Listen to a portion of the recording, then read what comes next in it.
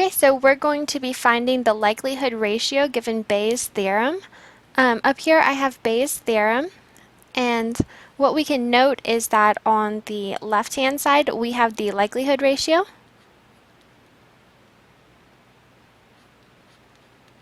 and on the right-hand side we have the threshold.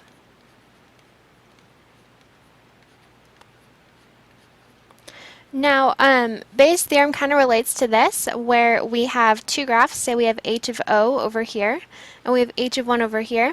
And it is guessing probabilities, saying where would my line have to lie in order for me to guess h1 or guess that I'm in ho. So that's where we use this. So in order to calculate the likelihood ratio, all we need is this left-hand side here. Since we're given both the f of z, z of ho, and the f of z, z of h1, we're going to be able to calculate this by just plugging in what they give us. Now I'm working on problem 7.1 from the book, and 7.1 provides us with f of z, z of ho is equal to the exponent of negative z squared divided by 32, and that is all over the square root of 32 pi. Now the other f of z of h1 that they give us is going to be f of z h1, and that was the exponent of negative z minus 10 squared divided by 32, and this is all over, again, the square root of 32 pi. Now, instead of writing this as f of z h1 divided by f of z over ho, these are both fractions, so what I'm going to do is I'm going to multiply by the reciprocal instead of dividing, because it just makes it a lot easier to work with, and because the 32 pi will end up canceling out. So what I have is f of z ho times 1 over, oops, that was supposed to be a 1 there, f of z ho. So that is going to end up giving me, because both the 32 pi's will cancel, so I will have the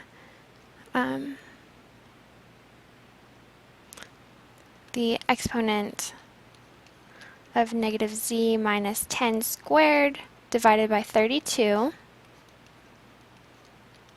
and that is going to be over the exponent of negative z squared divided by 32. Now we want to note that the negative sign here is not being squared, that's why I didn't include it in a set of parentheses. So with exponents, whenever I'm dividing two exponents, I can go ahead and subtract one from the other and just put them together. So what we really have is the exponent. So what we really have is the exponent of negative z minus 10 squared divided by 32.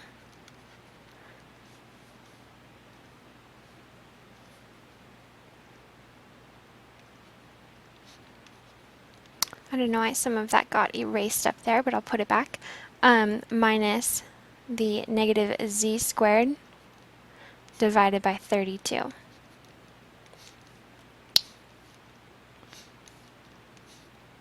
Now we want to note that we have a double negative here, so that's going to change into a positive. These both have the same denominator, so I can just go ahead and put them one over the other. So I'm going to be left with the exponent of negative z minus 10 squared plus z squared over 32.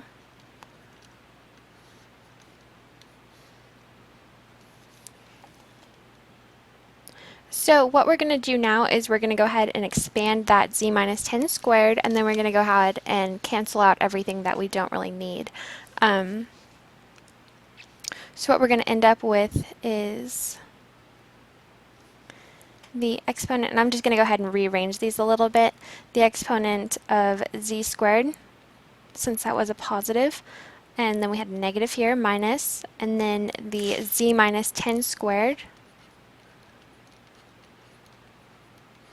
This is going to go ahead and multiply out to z squared minus 20z plus 100. So we can go ahead and plug that in up here. Z squared minus 20z plus 100. Now we can note that both the z squareds go ahead and cancel, so now we're going to be left with the exponent of 20z minus. And we also don't want to forget that we also had a divide by 32 here. I almost forgot to put that in there. So once we plug that into our calculator and we get actual answers from it, we're going to end up with the exponent of 0.625 z minus 3.125. Next, we're going to work on calculating the threshold. So the threshold can be found from the other side of that equation, which was the p times the cost of guessing 1 given that we're in 0 minus the cost of guessing 0 given that we're in 0 times the q times the cost of guessing 0 given that we're in 1 minus the cost of guessing 1 given that we're in 1. So we're going to go ahead and copy that down onto the other page.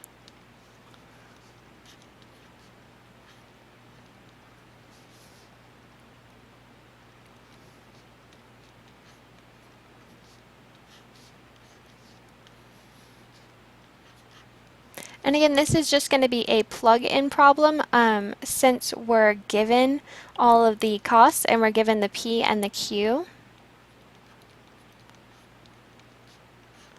And it was provided that the P is equal to 1/3, the Q is equal to 2/3, which makes sense because P is equal to 1 minus the Q.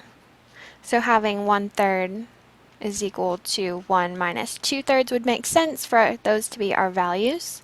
And then we have our cost, which was 1, 2, 5, and 15.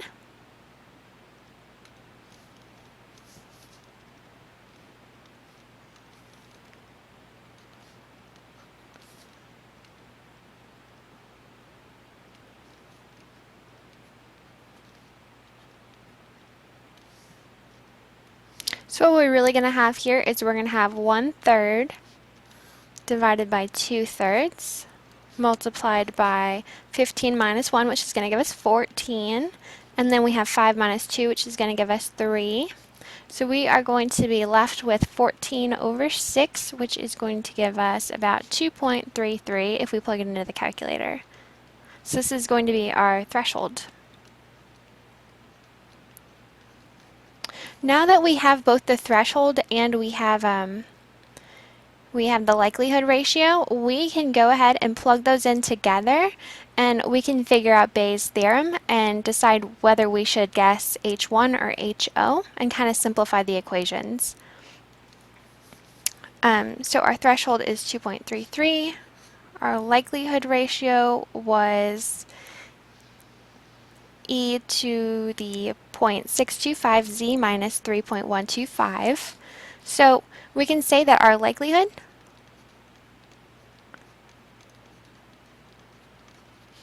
is equal to that, so we'll write e to the 0.625 z minus 3.125, and that was greater than h1. We're going to choose h1. If it's less than, we're going to choose ho.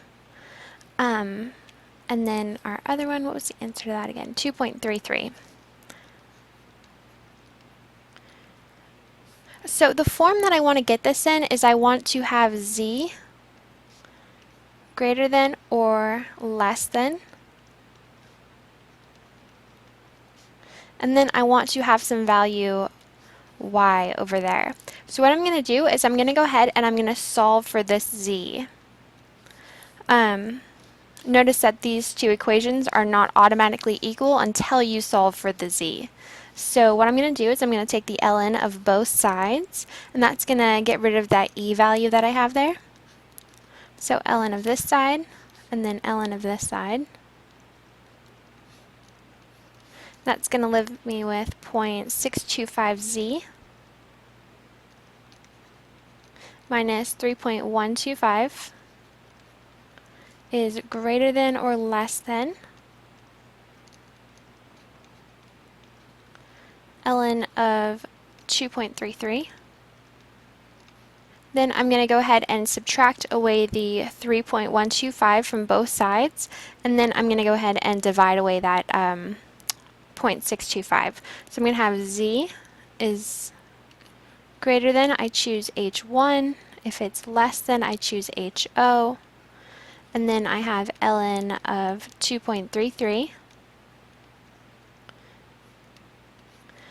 plus 3.125, and all of that divided by the 0.625, and that is going to come out to be, this y value should be something that is around 6.3538 when you plug it into a calculator. So basically what our equation is going to say is it's going to say if my z value is greater than 6.3538, then we are going to choose h1. And if it is less than this value, we are going to choose ho. And this y right here, whenever I draw the two graphs, that y is going to be the line down the middle. So if the y is over here, and my z value is over here, I'm going to go ahead and choose this side. If my z is less than the y, I'm going to choose the ho, which is over here. And this is that y value. So I hope that kind of makes sense. Yep, and that's the end of that video.